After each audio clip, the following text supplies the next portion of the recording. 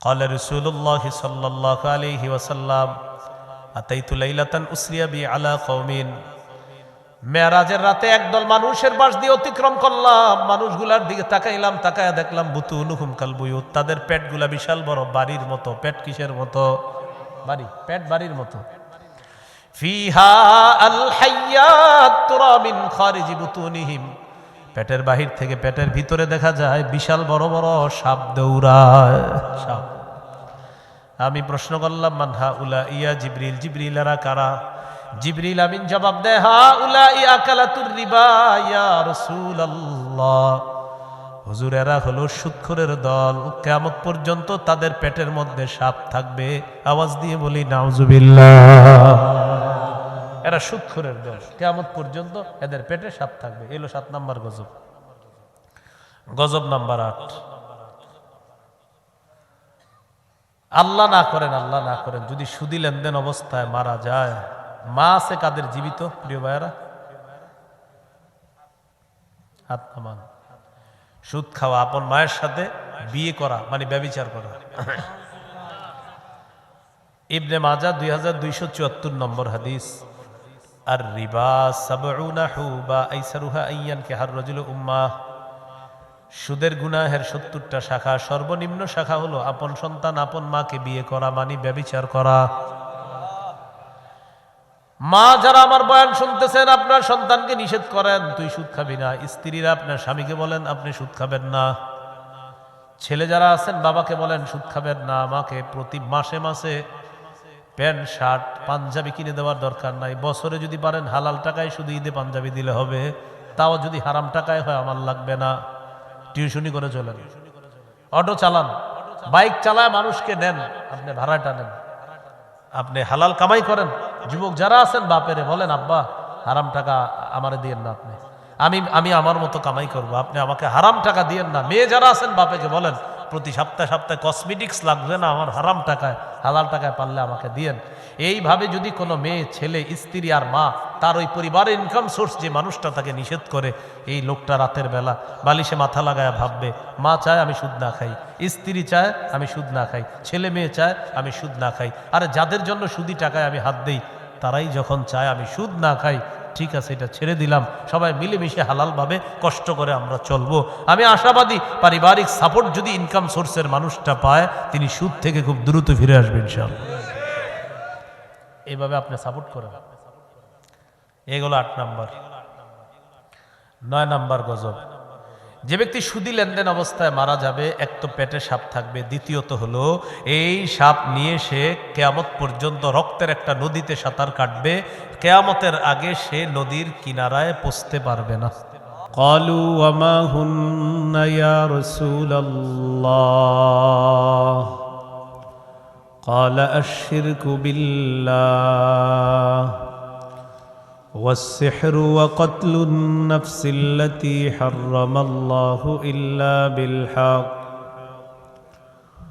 وأكل الربا وأكل مال اليتيم والتولي يوم الزحف وقذف المحصنات المؤمنات الغافلات أو كما قال عليه الصلاة والسلام اللهم صل على محمد وعلى آل محمد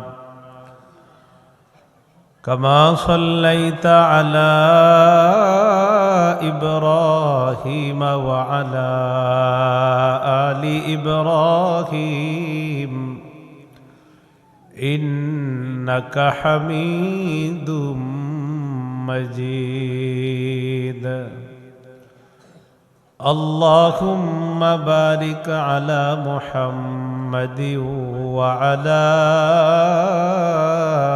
آل محمد كما باركت على إبراهيم وعلى آل إبراهيم إنك إنك حميد مجيد اللهم إني أعوذ بك من شر لساني ومن شر سمعي ومن شر بصري ومن شر مني চরকাকৈর দারুল উলুম পীর মোহসিন উদ্দিন আহমদ দুদুমিয়া রহমতুল্লাহ আলাই কওমি মাদ্রাসা ও এতিমখানার সপ্তম বার্ষিক ওয়াজ দোয়ার মাহফিলের দ্বিতীয় দিনের প্রধান অতিথি হাজী শরীয়তুল্লাহ রহমতুল্লাহ আলাইর সপ্তম পুরুষ হাফেজ আবদুল্লাহ মোহাম্মদ হাসান সাহেব পীর সাহেব বাহাদুরপুর, বিশেষ অতিথি শেখুল হাদিস মুফতি আব্দুল মান্নান সাহেব শেখুল হাদিস চরমনাই কওমি মাদ্রাসা বরিশাল। গুরুত্বপূর্ণ আলোচনা করছিলেন এতক্ষণ হজরত মাওলানা মুফতি আব্দুর রব ফরিদি সাহেব শেখুল হাদিস দারুল হাবিব মাদ্রাসা খতিব বাইতুল আমান জামে মসজিদ মিরপুর ঢাকা। হজরত মাওলানা মুফতি মাহমুদ বিন হাবিব মুহাদ্দিস জামিয়া ওমর ইবনে খত্তাব রাদিয়াল্লাহু তাআলা আন সাইনবোর্ড ঢাকা। আরজগুজার মুফতি মুনিরুজ্জামান সাহেব মুহতামিম অত্র মাদ্রাসা। মাহফিলের সভাপতি জনাব এসকান মাতুব্বর সভাপতি অত্র মাদ্রাসা। উপস্থিত হজরত উলামায়ে কেরাম মুসলমান ভাইরা, আল্লাহ তাআলার দরবারে শুকরিয়া আদায় করছি আল্লাহ আমাদেরকে এই মাহফিলে উপস্থিত হওয়ার তৌফিক দান করেছেন বলে আলহামদুলিল্লাহ। আমাকে সুদ ঘুষ সম্পর্কে আলোচনা করার জন্য বলা হয়েছে। এই বিষয়ে কি আপনারা আলোচনা শুনবেন? এই কাজের সাথে যারা জড়িত আছেন আলোচনা শুরুর পরে আপনারা কিন্তু উঠবেন না, আবার যারা জড়িত নাই তারা উঠবেন না। জড়িত আছেন যারা, আল্লাহ তাদেরকে হেফাজত করেন, দ্রুত এই কাজ ছেড়ে দেওয়ার তৌফিক দান করেন। যারা এই অপরাধের সাথে জড়িয়ে নাই তারা যেন এই অপরাধ না করে আল্লাহ তাআলা তাদেরকে এই অপরাধের চিন্তা থেকেও হেফাজত করেন। সূরা বাকারা 278 নম্বর আয়াতে কারিমা তেলাওয়াত করলাম। এই আয়াতের অনুবাদ হলো, হে ঈমানদারগণ, তোমরা আল্লাহকে ভয় করো, যদি তোমরা মুমিন হও, সুদের কারবার ছেড়ে দাও। এই হলো আয়াত। যতটুকু তেলাওয়াত করলাম অতটুকুর অনুবাদ। বাংলা ভাষায় আমরা যাকে সুদ বলি, কোরআন হাদিসে এটাকে বলা হয়েছে রিবা। রিবার আবিধানিক অর্থ হলো আজ-জিয়াদা, অতিরিক্ত। পবিত্র কোরআনে রিবা দ্বারা উদ্দেশ্য হলো কুল্লু জিয়াদাতিন লা ইউকাবিলুহা ইওয়াজ, প্রত্যেক ওই অতিরিক্ত অংশ যা কোনো বিনিময় ছাড়া গ্রহণ করা হয়। ফাও ফাও যে অংশটা গ্রহণ করা হয় এটাকে বলা হয় রিবা।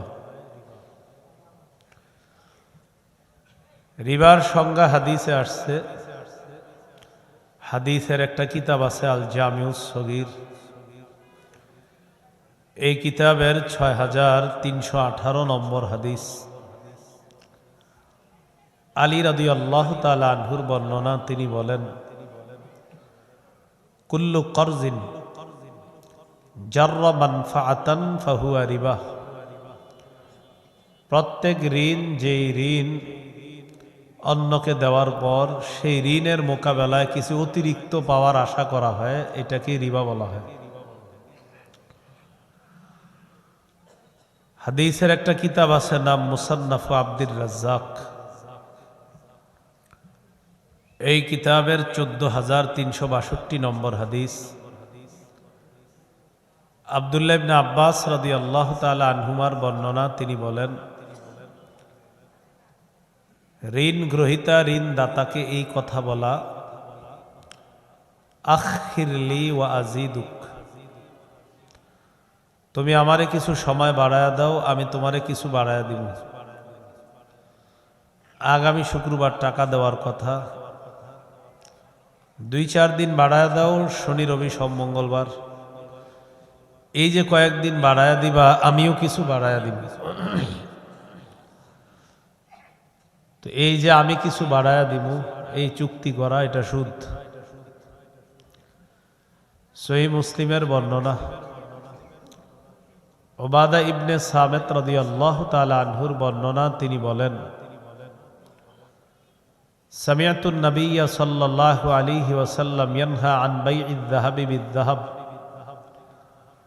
ওয়াল ফিদ্দাতি বিল ফিদ্দাহ ওয়াল বুররি বিল বুররি ওয়াশ শাঈরি বিশ শাঈরি ওয়াত তামরি বিত তামরি ওয়াল মিলহি বিল মিলহ ইল্লা সাওয়াআম বিসাওয়াইন আইনাম বিআইনিন ফামান যাদা আও ইজদাদা ফাকাদ আরবা। রাসূলুল্লাহ সাল্লাল্লাহু আলাইহি সাল্লাম স্বর্ণের বিনিময়ে স্বর্ণের লেনদেন,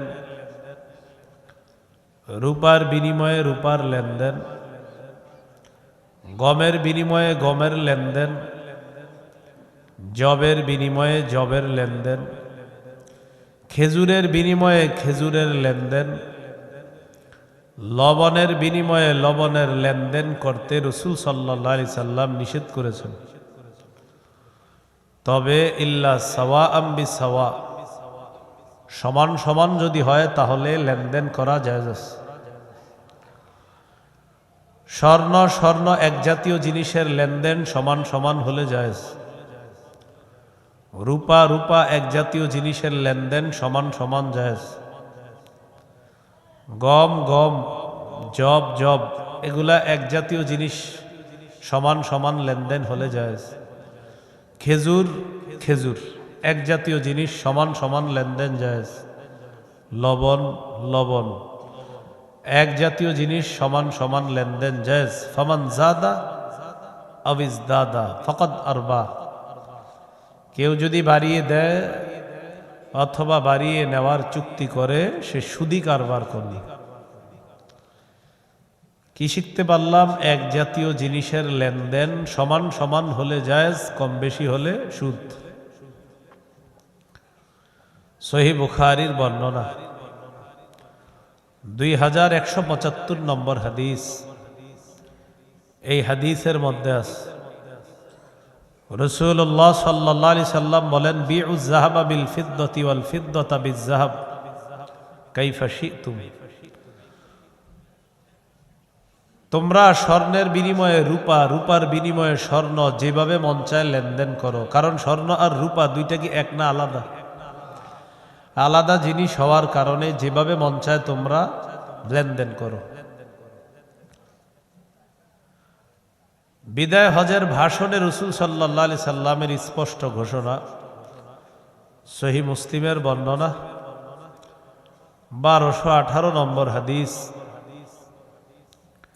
এই হাদিসের মধ্যে আছে, 1218 হলো মাদ্রাসা পাঠ্যপুস্তক অনুসারে আর কি, আর আপনাদের পকেটের উস্তাদ অনুযায়ী 2840 নম্বর হাদিস মুসলিমের। এই হাদিসের মধ্যে আসছে রাসূলুল্লাহ সাল্লাল্লাহু আলাইহি সাল্লাম বিদায় হজের ভাষণে বলছেন, আলা কুল্লু শাইইম মিন আমরিল জাহিলিয়াতি তাহতা কদামাইয়া, শোনো, জাহিলি যুগের যত কুপ্রথা সব আমার 2 পায়ের নিচে, সব বাতিল। নবীজি বলেন, ওয়া ইন্নার রিবা, সুদি কারবারটা এটাও একটা জাহিলি যুগের প্রথা। তো নবীজি বলেন, ওয়ারিবাল জাহিলিয়াতি মাউদুউন, জাহিলি যুগের সুদি প্রথা এটাও বাতিল, এটা আমার 2 পায়ের নিচে। জাহিলি যুগের সমস্ত কুসংস্কার বিদায় হজের ভাষণে আমি নবী বাতিল বলে ঘোষণা করলাম।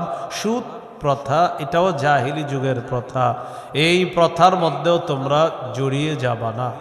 এটা বিদায় হজের ভাষণ। এবার আপনাদের সামনে যে আয়াতটা আমি পড়লাম সূরা বাকারা, 278 নম্বর আয়াত। এই আয়াত নাজিল কেন করলেন আল্লাহ, প্রেক্ষাপটটা শুনেন। মক্কার দুটি গোত্র, এক গোত্রের নাম সাকিফ, আরেক গোত্রের নাম মাখজুমি। সাকিফ গোত্র মুসলমান হয়নি, মাখজুমি গোত্র তখনও মুসলমান হয়নি। দুই গোত্রের মাঝে একটা লেনদেন হয়েছে। সাকিব গোত্র মাখজুমি গোত্র দুই গোত্রের মাঝে একটা লেনদেন হয়েছে। সাকিব গোত্র মাখজুমি গোত্রকে ঋণ দিয়েছে এই শর্তে, সুদ সহ ঋণ ফেরত দিবা। নাউজুবিল্লাহ পড়েন। তো ঋণ নিছে, নেওয়ার পর ফালাম্মা জা আল ইসলাম ওয়া দাখালু ফিহি, ইসলামের দাওয়াত আসছে। সাকিব গোত্র মাখজুমি গোত্র উভয় গোত্র কালিমা পড়ে মুসলমান হয়ে গেছে। আলোচনা বুঝে থাকলে বলেন তো, সুদি লেনদেন হয়েছে কি মুসলমান হওয়ার পরে না আগে? আগে। তলাবাত সাকিফুন আন তাআখুযা মিনহুম, সাকিব গোত্র মাখজুমি গোত্রের কাছে বকেয়া পাওনা চায়, সুদ সহ ফেরত দেওয়ার দাবি জানায়। তাহলে এখন যারা সুদ চাইতেছে তারা কি মুসলিম না অমুসলিম? মুসলিম। মুসলিম। লেনদেন হয়েছে অমুসলিম অবস্থায়, কিন্তু মুসলমান হওয়ার পর এখন ওই বকেয়া পাওনা চাইতেছে, তাও সুদ সহ। মাখজুমি গোত্র জবাব দিল, লা নুআদ্দির রিবা ফিল ইসলাম, আমরা এখন মুসলমান, ইসলামের মধ্যে আমরা সুদি কারবার করব না। দুই গোত্রের মাঝে ঝগড়া, এক গোত্র কয় দাও, আরেক গোত্র কয় দিব না। নিলে লভ্যাংশ ছাড়া মূল অংশটা নাও, সুদের অংশ পাবা না। মূলধন যেটা টাকা পাইতা এটা নিয়ে যাও, কিন্তু সুদের অংশ পাবা না। সাকিব গোত্র নাছুর বান্দা, না আমরা নিব না, আমরা পুরাটা নিব। দুই দলের ঝগড়া। মক্কার নায়েব দায়িত্বশীল যিনি, তার নাম আত্তাব ইবনু আসিদ, তিনি নবীর কাছে একটা চিঠি লিখলেন। কাতাবা আত্তাব ইবনু আসিদিন নাইবু মক্কা ইলা রাসূলিল্লাহি সাল্লাল্লাহু আলাইহি ওয়াসাল্লাম। মক্কার নায়েব নবীর কাছে চিঠি লিখলেন, ইয়া রাসূলুল্লাহ, সাকিব গোত্র মাখজুমি গোত্র উভয় গোত্রের মাঝে সুদি কারবারের লেনদেন হয়েছে মুসলমান হওয়ার আগে। সাকিব গোত্র এখন মুসলমান, মাখজুমি গোত্র মুসলমান। মুসলমান হওয়ার পর সাকিব গোত্র মাখজুমি গোত্রের কাছে বকেয়া পাওনা চায়, তাও সুদ সহ।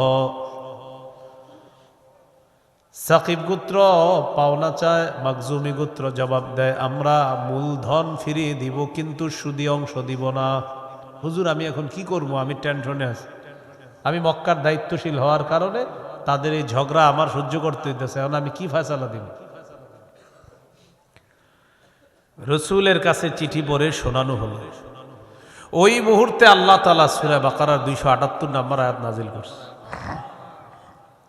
আল্লাহ তাআলা বলেন, ইয়া আইয়ুহাল্লাযীনা আমানুত্তাকুল্লাহ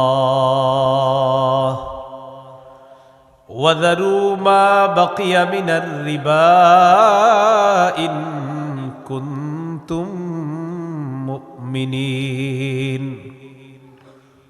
আল্লাহ তাআলা বলেন, হে ঈমানদারগণ, তোমরা আল্লাহকে ভয় করো, যদি তোমরা মুমিন হও সুদের কারবার ছেড়ে দাও।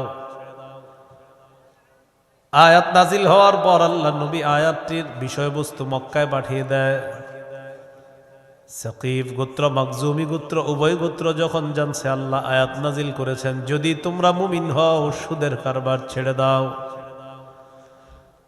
সাকিফ গোত্র সাথে সাথে জবাব দেয়, নাতুবু ইলাল্লাহ ওয়া নাযারু মা বাকিয়া মিনার রিবা। এই মুহূর্তে আল্লাহর কাছে তওবা করলাম, ওয়াদা করলাম আর কখনো সুদের কারবার করব না। অতীতের সুদি কারবার আজকে থেকে ছেড়ে দিলাম, তওবা করলাম, সুদের কারবার করব না, সুদ থেকে আমরা ফিরে আসলাম। তো আল্লাহ কি বলছে, ইয়া আইয়ুহাল্লাযীনা আমানু, হে ঈমানদারগণ। তাহলে এখানে আমরা সবাই কি? আপনারা আছেন মাঠে? সুদের ওয়াজ ছাড়া অন্য সব ওয়াজে সুবহানাল্লাহ আলহামদুলিল্লাহর আওয়াজ কিন্তু জোরে থাকে, আর সুদের ওয়াজে আপনার মনে হবে যে 20,000 মানুষও যদি থাকে 20 জনও নাই মাঠে, এরকম কিন্তু মনে হয়। তা আপনার টেনশন করেন না বিষয়টা। অন্য ওয়াজ যদি হইতো তখন সুবহানাল্লাহ বলতে বলতে এলাকা ফাইটা যেত। আর যখন বললাম যে আমরা ইমানদার কিনা, এখন কি বলেন? ইমানদার। আল্লাহ ডাক দিছে কি বইলা? আচ্ছা, কি বইলা ডাক দিছে? সুদ ছাড়তে বলছে কাদেরকে? আমরা কি? আচ্ছা, তাহলে সুদ ছাড়তে বলছে কাদেরকে? সবাই বলতেছেন তো? তো দেখেন কি বলে, ইয়া আইয়ুহাল্লাযীনা আমানু, হে ঈমানদারগণ, ইত্তাকুল্লাহ, তোমরা আল্লাহকে ভয় করো, ওয়াদারু মা বাকিয়া মিনার রিবা, সুদের কারবার ছেড়ে দাও, ইন কুনতুম মুমিনিন, যদি তোমরা মুমিন হও সুদের কারবার ছেড়ে দাও। প্রথমে আমাদের পরিচয় নিয়ে আল্লাহ ডাক দিলেন হে ইমানদারগণ, পরিচয় নিয়েই তো আল্লাহ ডাক দিলেন হে ইমানদারগণ, যে আল্লাহ আমরা ইমানদার, যদি মুমিন হও সুদের কারবার ছেড়ে দাও। ডাক দিলেন ইমানদার বলে, আর বললেন যদি মুমিন হও সুদের কারবার ছেড়ে দাও। ডাক দিছে কি বলে? তো ইমানদার বলে ডাক দিয়ে বলতেছে যদি মুমিন হও সুদের কারবার ছেড়ে দাও।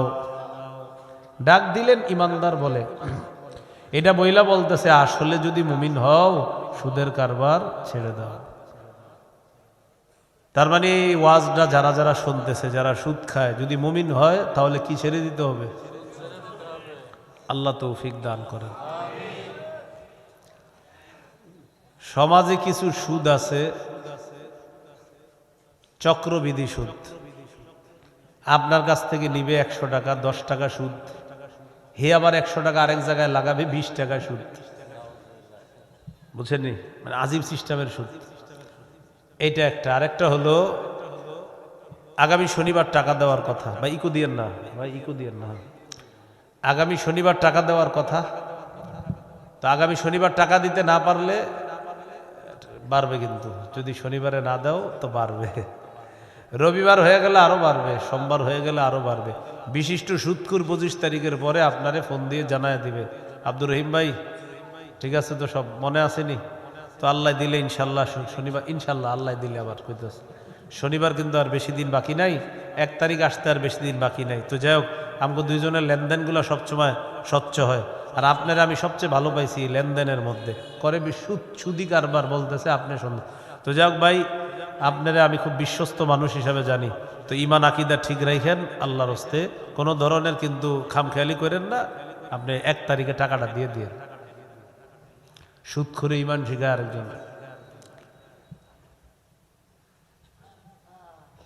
সূরা আলী ইমরানের 130 নম্বর আয়াতে আল্লাহ বলেন, ইয়া আইয়ুহাল্লাযীনা আমানু লা তাকুলুর রিবা আদআফাম মুদাআফা,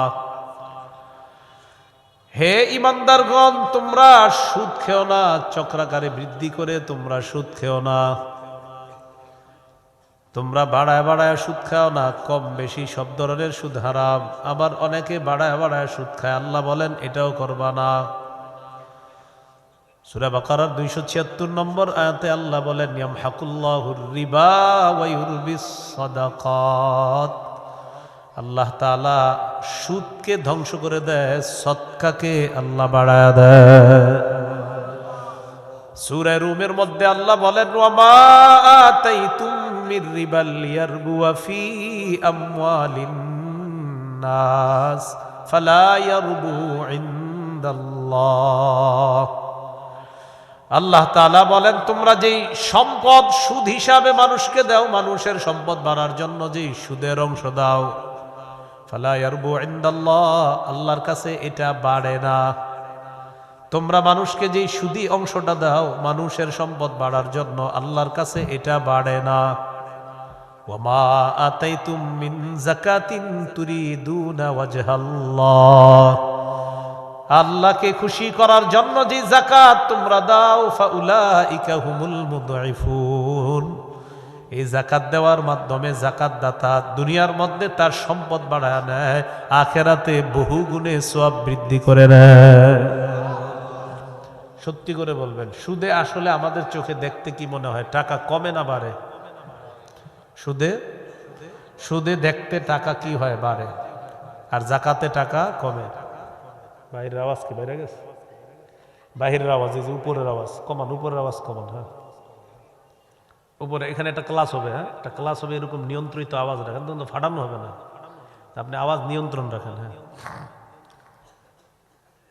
সুদ দেখলে কি মনে হয়? বাড়ে। আল্লাহ বলে বাড়ে না। জাকাত দেখলে মনে হচ্ছে কমে, আল্লাহ তাআলা বলে বাড়ে। বলেন আল্লাহর কথাই চূড়ান্ত সত্য কথা। তাহলে আমাদের চোখে সুদ বাড়ে, আল্লাহ তাআলা বলে বাড়ে না। আমাদের চোখে জাকাত কমে, আল্লাহ তাআলা বলে বাড়ে। আল্লাহর কথাই চূড়ান্ত সত্য কথা। এখন কথা হলো, আমাদের দেশটা সুদ ভিত্তিক রাষ্ট্র ব্যবস্থা। আমাদের দেশ এখনো কি ভিত্তিক? কত পার্সেন্ট জানি মুসলমানের দেশ এটা? মানে 90-এর কম না, কিন্তু বেশি, মানে ধরে নি 90-এর বেশি। তাহলে আমাদের দেশ সুদ ভিত্তিক রাষ্ট্র ব্যবস্থা। সুদ ভিত্তিক রাষ্ট্র ব্যবস্থা আছে, আগেও ছিল, এখনো আছে। ভবিষ্যতের চিন্তাধারাও সুদ ভিত্তিক রাষ্ট্র ব্যবস্থা যদি থাকে কোন মুসলমান দেশের, তাহলে তাদের দেশ ফকির আর ভিক্ষা করা ছাড়া উপায় থাকবে না। আমাদের দেশের প্রত্যেকটা মানুষের মাথাপিছু আয় 1,07,000 টাকা। কারণ আমাদের দেশ ছিল সুদভিত্তিক রাষ্ট্র ব্যবস্থা। বুঝেন নাই? উন্নতির খালি ছোঁয়া দেখছেন, লাইট দেখছেন, লাইট দেখে যে পরে যে 1,07,000 টাকা মাথাপিছু ঋণ রাখছেন, 500 কোটি বইলা 150 কোটিতে কাম সারা, 350 কোটি যে আমেরিকা পড়ছে, এটা তো আপনার কোনো খবর নাই। তো এই হলো ঝামেলাটা আর কি। আমি কিন্তু কাউরে বলি নাই, বলছি, কিন্তু অনেকে মনে করবে ওরে বলছি। তো আপনার ও যদি এরকম করে তো ওরই বলছি। বেদাতের ওয়াজ করলে বেদাতিরা মাইকের সামনে বসে বসে বলে, হুজুর এটা আমারে বলছে। তো আপনি বেদাতি হলে তো আপনারই কইছি, ওয়াজ করছি কিসের? কারণ বেদাতি বসে বসে বলতেছে এটা আমারে কয়, তার মানে আপনি বেদাতি। এখন যে বললাম 500 কোটির জায়গায় 150 কোটি দিয়ে কাম সারা, বাকি 350 কোটি মারছে, এখন আপনার মনে আসতেছে, মনে হয় হেরে কয় হ্যাঁ মারছে। যদি মনে করেন মারছে, তাহলে হ্যাঁ। সুরে যখন নাকি সুরের ওয়াজ করবেন, সুরে চিন্তা যায়, হ্যাঁ চুরির ওয়াজ করলো, তুমি চাচ্ছ কা, তুমি কি চোর? তখন যদি কয় হ্যাঁ, তো ওয়াজ তো তোমারই করছে। সুদ ভিত্তিক রাষ্ট্র ব্যবস্থার শেষ পরিণতি ভিক্ষা করা। বিপরীত দিকে জাকাত ভিত্তিক রাষ্ট্র ব্যবস্থার শুভ পরিণতি ধনী হওয়া, যার শ্রেষ্ঠ প্রমাণ আফগানিস্তান। 3 বছর আগে আফগানিস্তানকে কেউ গণে নাই, এখন আফগানিস্তান কাউরে গণে না।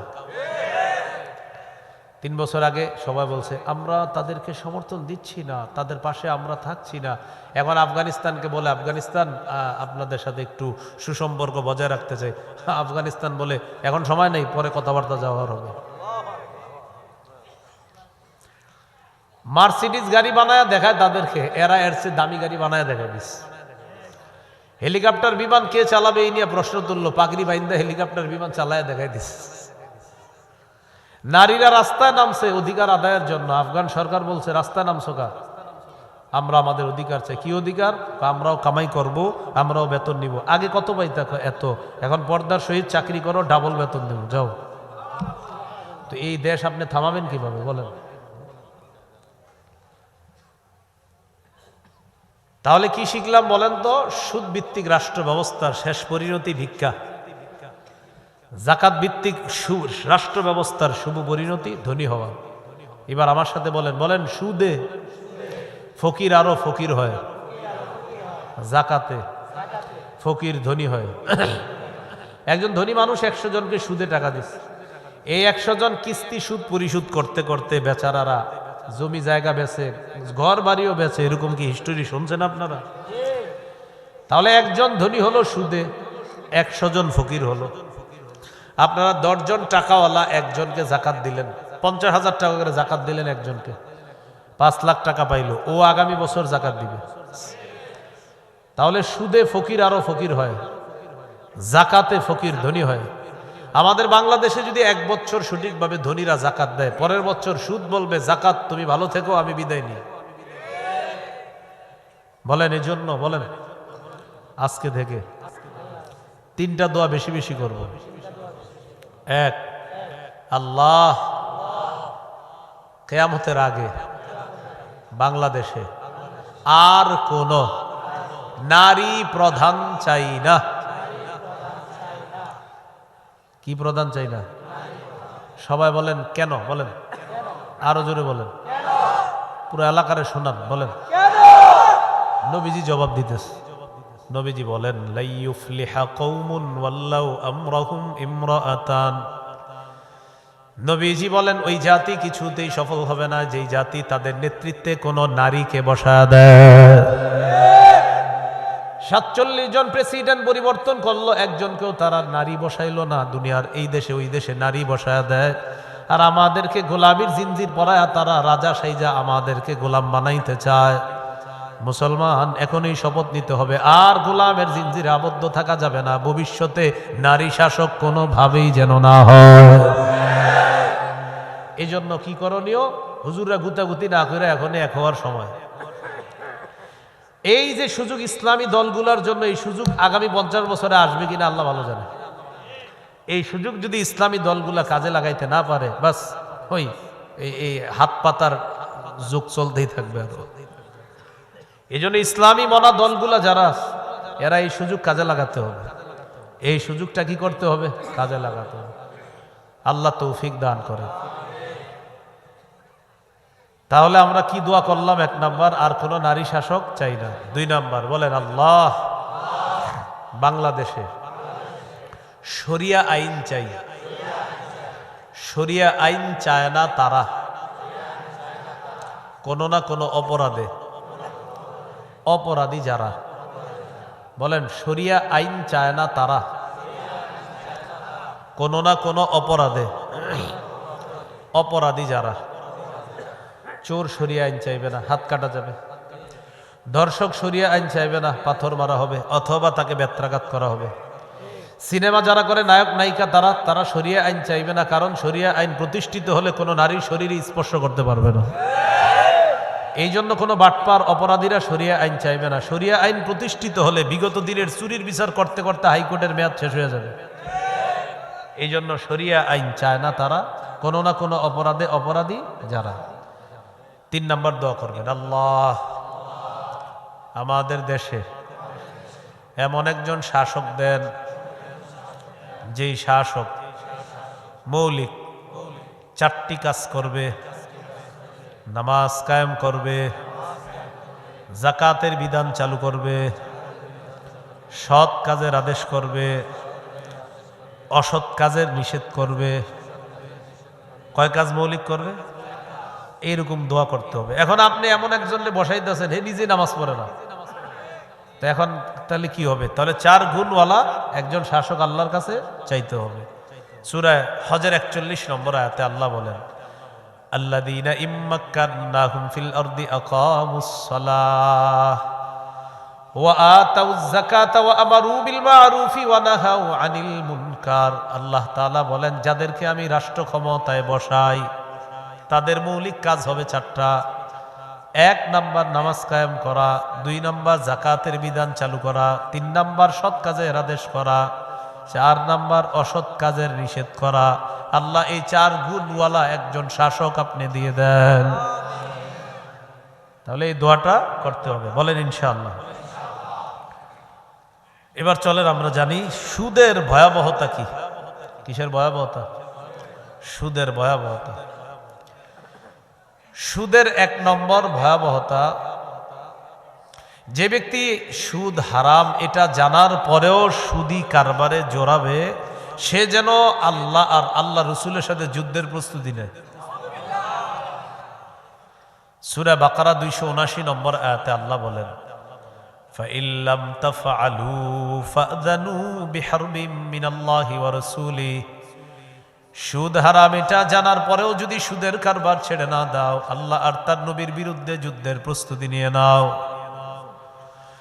ইউকালু লিআকিলির রিবা ইয়াউমাল কিয়ামাতি খুসিলাহাকা লিল হার। যারা সুদ খায়, যদি পারতাম আমি এই কথাটা তাদের কাছে কাছে কানে কানে গিয়ে বলতে পারতাম, কিয়ামতের ময়দানে সুদখোরকে বলা হবে, তুমি তোমার অস্ত্রটা নাও, আমি আল্লাহর সাথে লড়াই করার জন্য।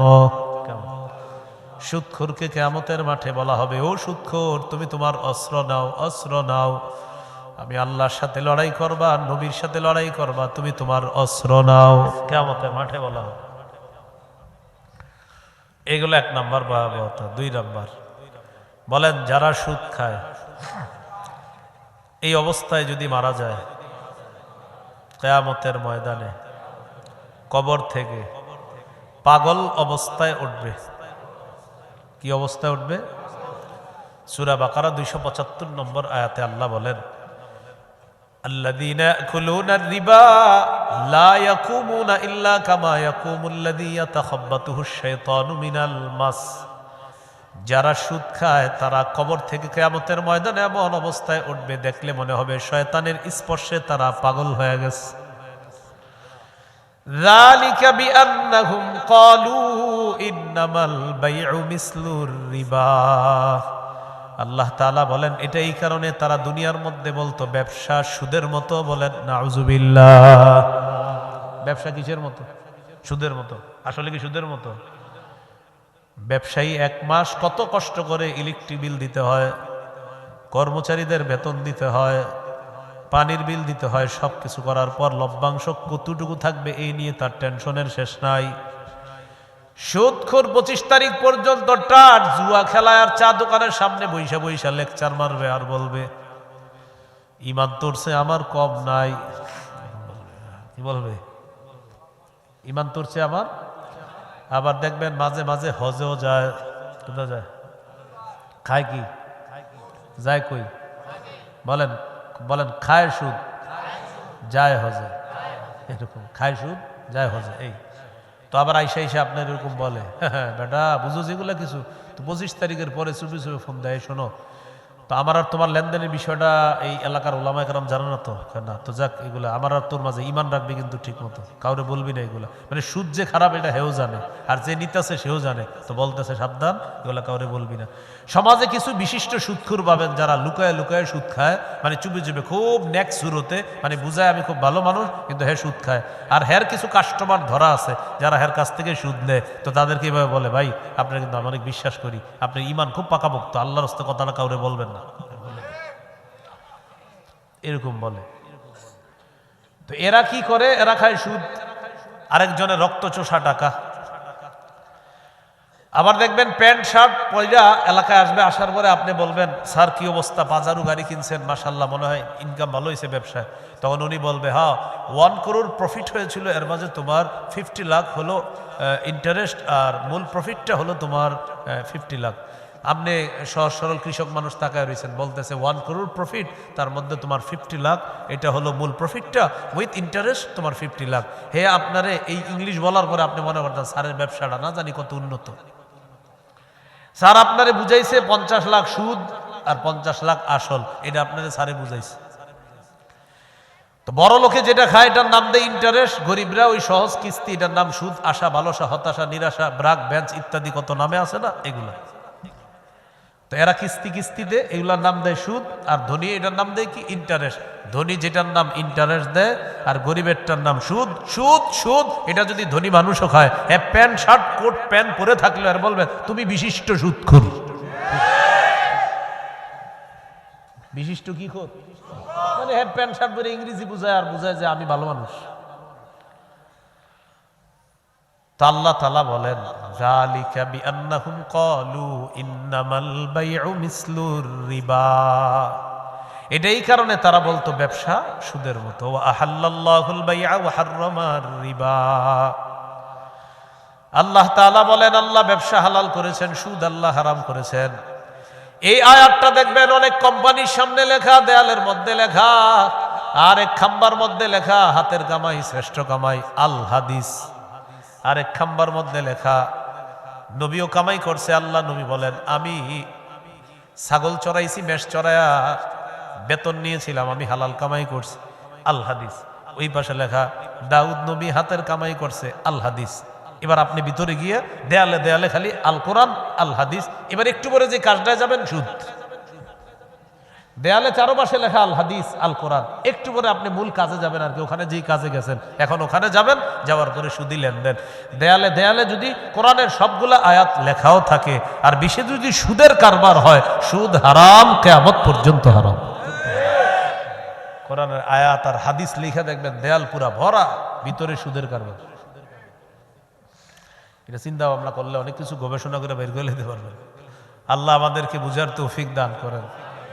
এ হলো 2 নম্বর গজব। 1 নম্বর গজব আল্লাহ আল্লাহ রসুলের সাথে যুদ্ধ। 2 নম্বর গজব কিয়ামতের ময়দানে কবর থেকে পাগল অবস্থায় ওঠা।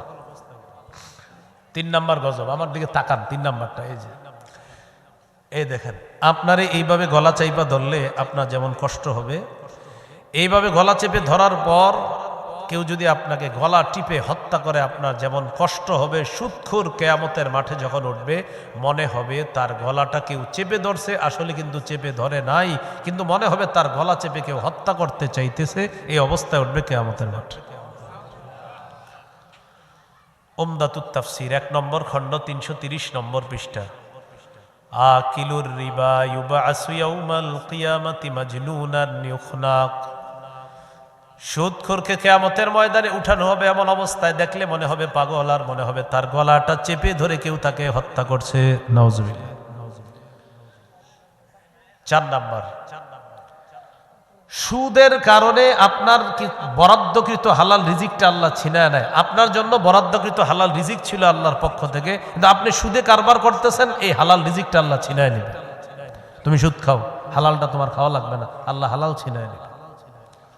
সূরা নিসা আল্লাহ তাআলা বলেন, ফাবিজুলমিম মিনাল্লাযীনা হাদু হাররামনা আলাইহিম তাইয়্যিবাতিন উহিল্লাত লাহুম ওয়া বিসাদ্দিহিম আন সাবিলিল্লাহি কাসীরা ওয়া আখযিহিমুর রিবা ওয়া ক্বাদ নুহু আনহু ওয়া আকলিহিম আমওয়ালান নাসি বিল বাতিল। আল্লাহ তাআলা বলেন 4টি অপরাধের কারণে মানুষের হালাল রিজিক আল্লাহ ছিনায় নেয়। কয় অপরাধ?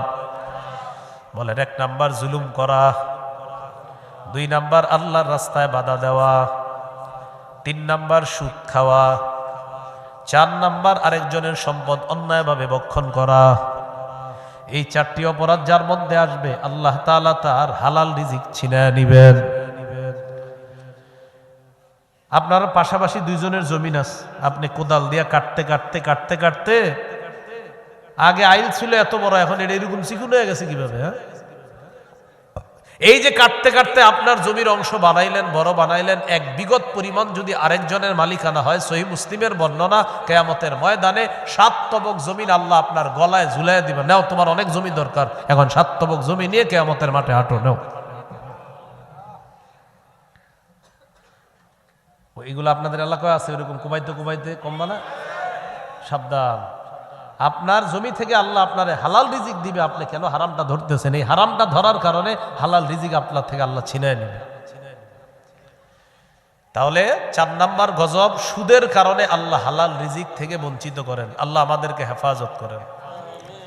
5 নাম্বার গজব, বলেন কোন এলাকায় যদি 2টি অপরাধ বেড়ে যায়, 1 ব্যভিচার, 2 সুদের কারবার, ওই এলাকায়, এই চর কাকইর মনে করেন এলাকায় আল্লাহ আযাব দিতে চান না, কিন্তু সুদখোরেরা আল্লাহর আযাব টাইনা নিয়ে আসে। এই এলাকায় আপনারা অনেক ভালো মানুষ আছেন, আল্লাহ তাআলা গজব দিতে চান না, সুদখোরেরা আর ব্যভিচারকারীরা আল্লাহর গজব টেনে নিয়ে আসে। আল্লাহ দিতে চায় না, কিন্তু টেনে নিয়ে আসে এরা। আত-তারগীব ওয়াত-তারহীব কিতাবের নাম, 3 নম্বর খণ্ড 69 নম্বর পৃষ্ঠা। قال رسول الله صلى الله عليه وسلم, নবীজি বলেন, মা মিন কওমিন ইয়াযহারু ফীহিমুর রিবা, কোন এলাকার মধ্যে যদি সুদের কারবার বেড়ে যায়, অন্য বর্ণনায় ইযা যাহারাজ জিনা ওয়ার রিবা ফি ক্বরিয়াতিন ক্বাদ আহাল্লু বিআনফুসিহিম আযাবাল্লাহ।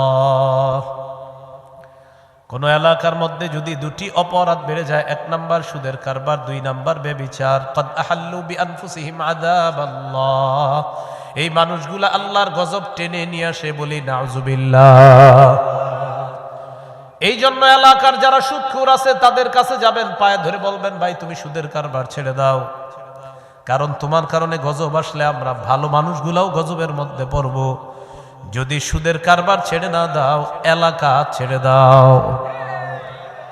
এলাকা ছেড়ে দিবে? হ্যাঁ, আরে বলেন, এলাকা ছাড়বে? যে সুদ খায় ওর কারণে আপনাদের ভালো মানুষের উপরে গজব আসে, তোরে গিয়ে বলবেন সুদের কারবার ছাড়ো অথবা এলাকা ছাড়ো। কি ঠিক? এলাকা ছাড়া ঠিক? তো হে তো আরেক এলাকায় গিয়ে সুদ খাবে, ওই এলাকা তো গজব আসবে। আপনাদের ভাইরাস আপনারা দূর করবেন, এটার আরেক জায়গায় পাঠাবেন। এটা পুরা ভাইরাস, এটা অ্যালার্জি। এই অ্যালার্জি এলাকায় রেখে এটারই ঠিক করেন। এটার পায়ে ধরেন, এটার হাতে ধরেন, ভাই তুমি সুদ খাও না।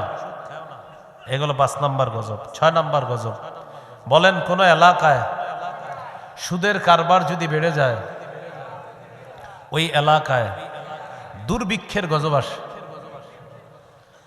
কৃষক আগের মতো ফসল পাবে না। মা বোনরা আগে শীতকালে লাউ পাইতো যেই কয়টা, এগুলা পায় না। মা তার সন্তানকে দুধ পান করানোর মতো দুধ পাবে না। লেকটোজেন 1, 2, 3, 4, 5 কিনে খাওয়াতে হয়। কেন? সুদখোরের কারণে। সুদখোর জবাব দেন, ওই বাচ্চার কি অপরাধ আপনার কারণে ও ওর মায়ের পবিত্র খাদ্য পায় না। সুদ ছাড়েন, সুদ ছেড়ে দেন। আপনি যা করতেছেন সুদের কারণে আপনি অনেকগুলা মানুষকে কষ্ট দিচ্ছেন। কেন এটা করতেছেন? মুসনাদে আহমদ হাদিসের কিতাব 17,822 নম্বর হাদিস। ক্বালা রাসূলুল্লাহ সাল্লাল্লাহু আলাইহি ওয়াসাল্লাম, মা মিন কওমিন ইয়াযহারু ফীহিমুর রিবা, কোন এলাকার মধ্যে যদি সুদের কারবার বেড়ে যায়, ইল্লা উখিযু বিসসানা, ওই এলাকার মধ্যে দুর্ভিক্ষের গজব আসে। এলাকার কৃষকরা আগের মতো ফসল পায় না। মাছের খামার যাদের আছে আগের মতো মাছের মধ্যে বরকত পায় না। ব্যবসায়ী তার হালাল ব্যবসায় বরকত পায় না। অপরাধ, পাশের মানুষটা সুদ খায়। এই জন্য আল্লাহ তাদেরকে এই অর্থনৈতিক দুর্ভিক্ষ দ্বারা পাকড়াও করেছেন। এই জন্যই তো আগে বললাম, আমাদের পুরা রাষ্ট্রটাই হলো সুদ আর সুদ। পুরা রাষ্ট্র, পুরা রাষ্ট্র কি সুদ আর? এই জন্য কোনো শান্তি নেই দেখবেন। হ্যাঁ, প্রতিদিন একটার পর একটা বিশৃঙ্খলা আছেই তো আছে। কেন? শরিয়া আইন যতদিন না হবে, আবু বকর, ওমর, উসমান, আলীর সেই যুগ যতদিন ফিরে না আসবে। কারণ আমরা 90 ভাগ মুসলমান, 90 ভাগের মুসলমানের দেশে বুঝে আসুক না আসুক, এখানে ইসলামী হুকুমত থাকতেই হবে যদি শান্তি চান। আর যদি আপনি বলেন না হুজুর এইটা ছাড়া শান্তি আসবে, লিখে রাখেন, কয়েকশো পৃষ্ঠাব্যাপী খাতা থাকলে লেখেন।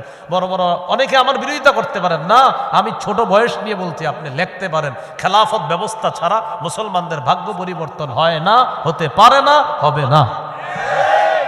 আমার এই বক্তব্যের বিরোধিতা করবে অনেকে, কিন্তু না, আপনি করেন। আমি তো বলছি আপনি লিখে রাখেন, আমি তো চিরদিন বাঁচবো না। আপনি লিখে রাখেন, খাতা আনেন, খাতা কলমে লেখেন।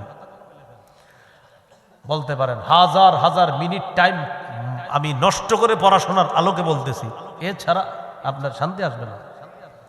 আমার বিকল্প অনেকে বলবে এটা না, এটা ঠিক না, ওটা ঠিক না। আপনি আসেন, আপনি বিকল্প ব্যবস্থা, বললাম তো শান্তি আসবে সাময়িক, 1 সপ্তাহ থাকবে, 2 দিন থাকবে, 3 দিন থাকবে, গজব আসবে পর।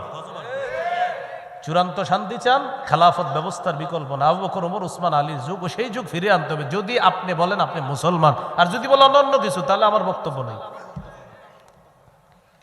এটা আফগানিস্তান বুঝছে। কারা বুঝছে? আফগানিস্তান অভিভাবক বানাইছে সঠিক জায়গায়। আমরা অভিভাবক বানাই কারে? এক তাগুত ছাড়ি আর একটারে ধরি, বৃষ্টি থেকে বাঁচার জন্য ঝর্ণার নিচে এসে দাঁড়াই। এজন্য ভাগ্য পরিবর্তন হয় না। সূরা বাকারা 257 নম্বর আয়াত, 3 পারা 2 নম্বর পৃষ্ঠার শুরু আয়াত। আল্লাহু ওয়ালিয়ুল্লাযীনা আমানু, ঈমানদারদের অভিভাবক আল্লাহ। সূরা মাঈদার 51 নম্বর আয়াত, 6 পারা 16 নম্বর পৃষ্ঠার শুরু আয়াত। ইয়া আইয়ুহাল্লাযীনা আমানু লা তাত্তাখিযুল ইয়াতান, হবে না। চূড়ান্ত ভাগ্য পরিবর্তন হবে না। ইসলামী হুকুমত ছাড়া মুসলমানের ভাগ্য পরিবর্তন হবে না, এটা নিশ্চিত থাকে। আল্লাহ বুঝার তৌফিক দান করেন। 6 নম্বর গজব মনে আসেনি? সুদ বাড়বে, দুর্ভিক্ষ আসবে। আমাদের দেশের সব মানুষ এখন হাহাকার। কারো ব্যবসা, হুজুর ব্যবসা কেমন চলতে? হুজুর বললেন না, কোনো ব্যবসায়ী ভালো নাই, খোঁজ নিয়ে দেখেন। কেন কেন ভালো নাই? পুরো দেশটা, রাষ্ট্রটা হয়ে গেছে সুদভিত্তিক রাষ্ট্র। গজব নাম্বার 7, যারা সুদ খায় দোয়া করি এই অবস্থায় যেন মৃত্যু না হয়, আগে যেন তওবা করে। কিন্তু কারো যদি সুদী অবস্থায় মৃত্যু হয়ে যায়, কিয়ামত পর্যন্ত তার পেটের মধ্যে সাপ থাকবে, এই সাপ নিয়ে তার বাস বরজখের জগৎ চলবে, আর কিয়ামতের মাঠে শাস্তি তো বাকি আছে। সুদখোরের পেটে কি থাকবে? সাপ। সাপ, হ্যাঁ, খান, আরো বেশি করে খান। ইবনে মাজার হাদিস 2273 নম্বর হাদিস। قال رسول الله صلى الله عليه وسلم أتيت ليلة أسري بي على قوم মেরাজের রাতে একদল মানুষের পাশ দিয়ে অতিক্রম করলাম, মানুষগুলার দিকে তাকাইলাম, তাকায়া দেখলাম বুতুনুহুম কাল বুয়ুত, তাদের পেটগুলা বিশাল বড় বাড়ির মতো। পেট কিসের মতো? বাড়ি, পেট বাড়ির মতো। ফিহা আল হাইয়াত তুরা মিন খারিজি বুতুনিহিম, পেটের বাহির থেকে পেটের ভিতরে দেখা যায় বিশাল বড় বড় সাপ দৌড়ায়। সাপ। আমি প্রশ্ন করলাম মান হাউলা ইয়া জিবরিল, জিবরিলেরা কারা? জিবরিল আমিন জবাব দেয় হাউলা ইয়া আকালাতুর রিবা ইয়া রাসূলুল্লাহ, হুজুর এরা হলো সুদখোরের দল, কিয়ামত পর্যন্ত তাদের পেটের মধ্যে সাপ থাকবে। আওয়াজ দিয়ে বলি নাউজুবিল্লাহ। এরা সুদখোরের দল, কিয়ামত পর্যন্ত এদের পেটে সাপ থাকবে। এলো 7 নাম্বার গজব। গজব নাম্বার 8, আল্লাহ না করেন, আল্লাহ না করেন যদি সুদি লেনদেন অবস্থায় মারা যায়, মা আছে কাদের জীবিত? প্রিয় ভাইয়েরা, হাত নামান। সুদ খাওয়া, আপন মায়ের সাথে বিয়ে করা মানে ব্যভিচার করা।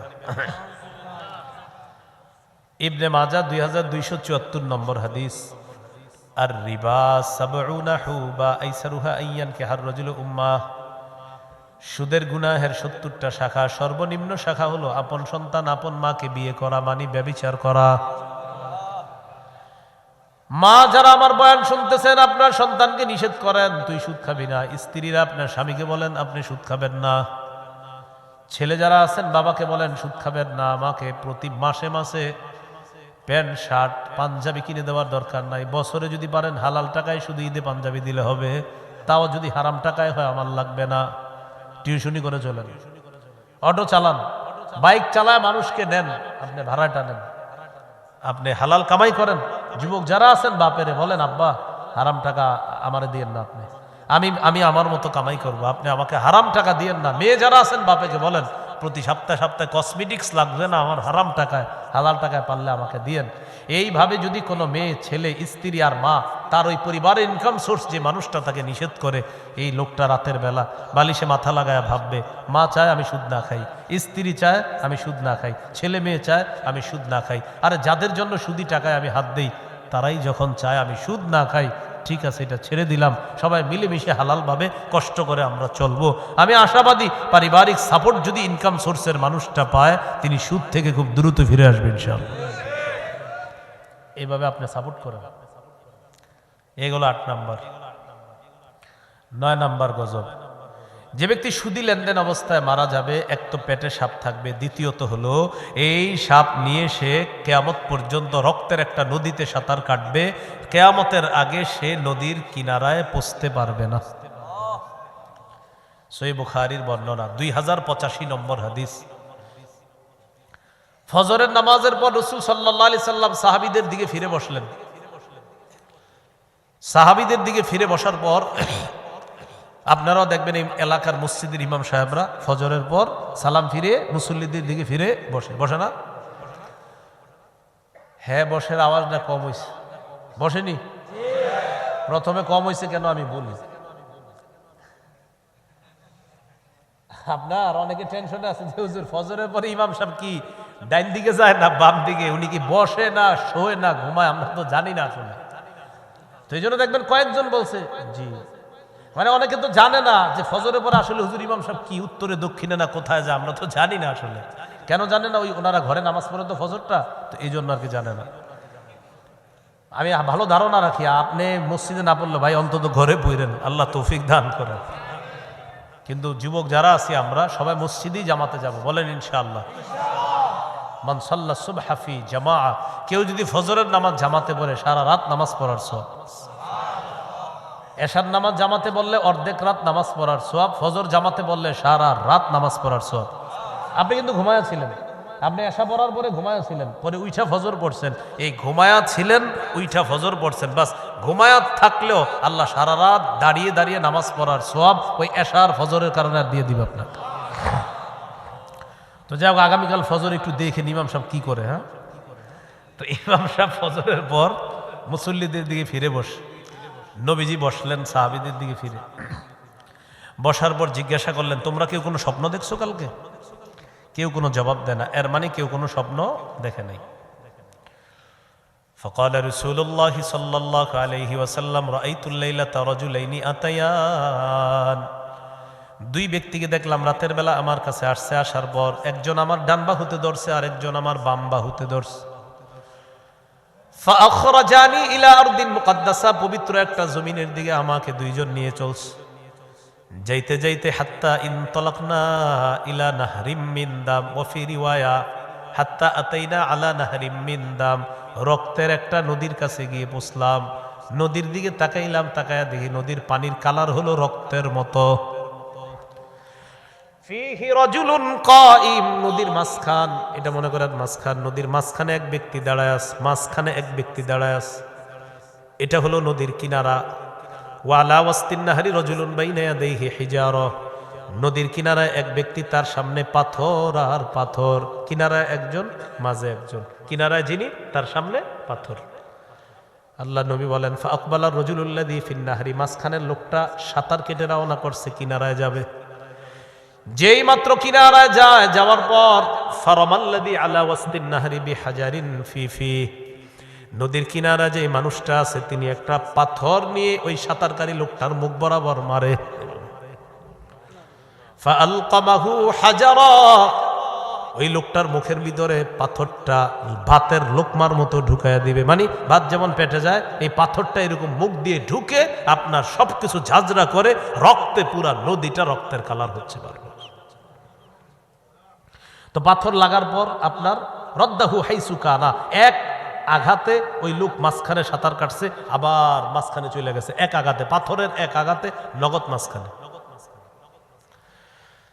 নবীজি বলেন কুল্লামা আরাদা আইয়াখরুজা রামা বিহাজারিন ফিহি রাদ্দাহু হাইসু কানা, যতবার লোকটা কিনারায় যেতে চায় ততবার পাথরের আঘাত খায়, আবার নদীর মাঝখানে চলে যায়। আমি প্রশ্ন করলাম কে এটা, কিছুই বুঝি নাই। জিবরিল আমিন জবাব দিলেন আল্লাযী রাআইতাহু ফিন নাহরি আকিলুর রিবা, যাকে আপনি নদীর মধ্যে সাঁতার কাটতে দেখলেন এই লোকটা হলো সুদখোর, কিয়ামত পর্যন্ত সাঁতার কাটবে, নদীর কিনারায় পৌঁছতে পারবে না। এ হলো 9 নাম্বার গজব।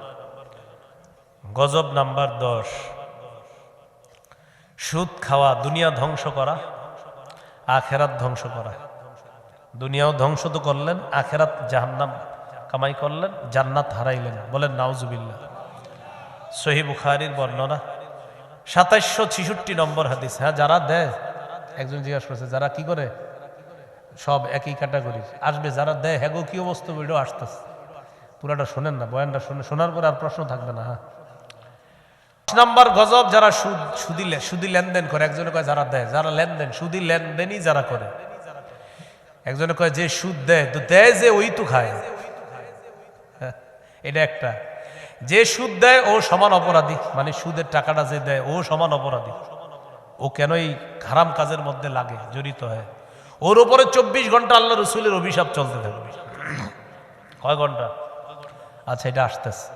তো 10 নাম্বার, সুদি কারবার যে করে দুনিয়া ধ্বংস, জান্নাত হারায় ফেলে, জাহান্নামের মালিক হয়। নাউজুবিল্লাহ।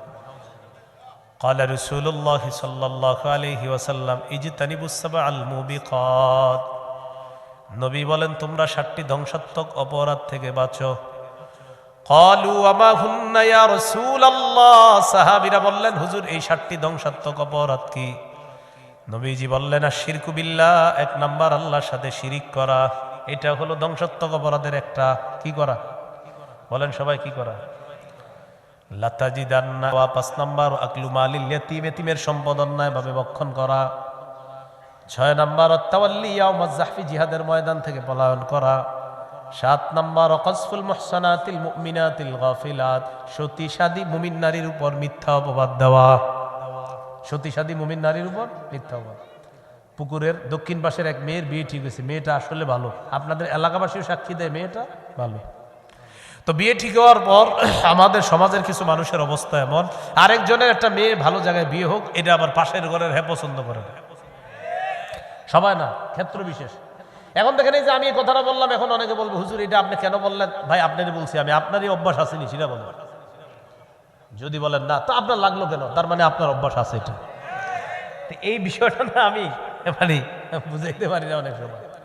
তো কি করে মেয়ের বিয়ে ঠিক হয়েছে, এখন ওই বরের পক্ষের একটা নাম্বার কিভাবে যেন কালেক্ট করে ফোন দেয়, আসসালামু আলাইকুম। ওয়ালাইকুম সালাম, মাদারীপুর অমুক এলাকার পুকুরের দক্ষিণ পাশের একটা মেয়ের বিয়ে ঠিক হয়েছে আপনার ছেলের সাথে, শুনলাম। কবে বিয়ে? হ্যাঁ জি জি, আগামী শুক্রবারে বিয়ে। তো মেয়ের সব কিছু জানছেন তো? মেয়ের কি জানবো? কয় না, কিছু বলে নাই। কি বলবে? কয় তাহলে আপনারা সব ডিটেলস বলে নাই কিছু, মেয়ের বাপ বা পরিবারের লোকেরা বিস্তারিত কিছু বলে নাই? কয় কি বলবে? ও আচ্ছা, তাহলে আপনারা জেনে শুনে আগান নাই না? আচ্ছা ঠিক আছে, রাখি, সালাম আলাইকুম। কামায় গেছিনি, দুনিয়া বরবাদ করলেন, আখেরাত বরবাদ। কাযফুল মুহসানাতিল মুমিনাতিল গাফিলাত, একটা সতী সাদী মুমিন নারী মেয়ের উপর মিথ্যা অপবাদ দিয়ে দিলেন, আপনি তার বিয়ে ভেঙে দিলেন, আল্লাহ আপনাকে ছাড়বে না। এই 7টা অপরাধ ধ্বংস করে, এর মধ্যে একটা হলো সুদ খাওয়া। এইগুলো 10 নম্বর গজব। গজব নাম্বার 11, বলেন যে সুদ খায়, এবার বলেন যে সুদ দেয়, যে সুদ নেয়, যে সুদের কারবার লেখে। এটা 3 বার বলেন। যে সুদের কারবার লেখে 3 বার বলেন। আবার বলেন, আবার বলেন। অ্যাকাউন্টের ছাত্র যারা আছেন তারাও বলেন, বলেন। কোথায় কমার্সের ছাত্ররা কোথায়? কি যে সুদের কারবার? আরো জোরে বলেন। লেখে, হ্যাঁ। আর যে সুদের সাক্ষী দেয়, এই 4 জন। যে সুদ দেয়, যে সুদ নেয়, যে সুদের কারবার লেখে লেখে লেখে লেখে, আর যে সুদের সাক্ষী দেয়। 4 শ্রেণীর উপর আল্লাহ নবীর অভিশাপ। নাসাইর বর্ণনা 5103 নম্বর হাদিসে আল্লাহ নবীর বর্ণনা। আলী রাদিয়াল্লাহু তাআলা আনহু বলেন, আন্না রাসূলুল্লাহি সাল্লাল্লাহু আলাইহি ওয়াসাল্লাম লানা আকিলার রিবা ওয়া মুকিলা ওয়া কাতিবা ওয়া শাহিদা। যে ব্যক্তি সুদ নেয়, যে সুদ দেয়, যে সুদের কারবার লেখে, যে সুদের সাক্ষী দেয়, সবার উপর আল্লাহ নবীর অভিশাপ। নাউজুবিল্লাহ। আপনাদের সন্তান যারা পড়াশোনা করতেছে, দোয়া করি তাদেরকে আল্লাহ হালাল চাকরির ব্যবস্থা করে দেন। সুদি কারবার আছে এমন জায়গায় যেন তাদের চাকরি না হয়, দোয়া করি। এইগুলো 11 নাম্বার। 12 নাম্বার গজব, বলেন জেনে শুনে সামান্য সুদ খাওয়া। 36 বার ব্যভিচারের চেয়ে বড় গুনাহ করা।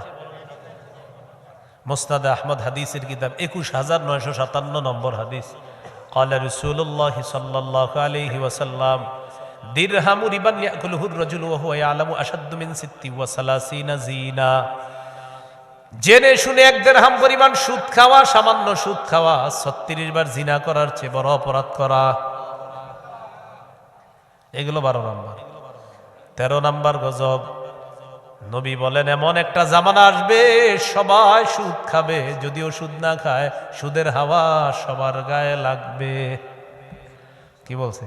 এমন একটা জামানা আসবে সবাই সুদ খাবে, না খাইলেও সুদের হাওয়া সবার গায়ে লাগবে। আবু দাউদের বর্ণনা 3331 নম্বর হাদিসের বর্ণনা। নবীজি বলেন লা ইয়াতিয়ান্না আলান নাসি জামান লা ইয়াবকা আহাদুন ইল্লা আকালা রিবা। আমার উম্মতের উপর এমন একটা সময় আসবে যেই সময় সবাই সুদ খাবে। ওয়া ইল্লাম ইয়াকুলহু, যদিও সবাই ডাইরেক্ট সুদ না খায়, আসাবাহু মিন বুখারিহি, সুদের হাওয়া সবার গায়ে লাগবে। সুদের হাওয়া সবার গায়ে লাগবে। এরে আমি বুদ্ধি দিয়ে নিয়ে গেছি আসরের পরে, চলেন 1 কাপ চা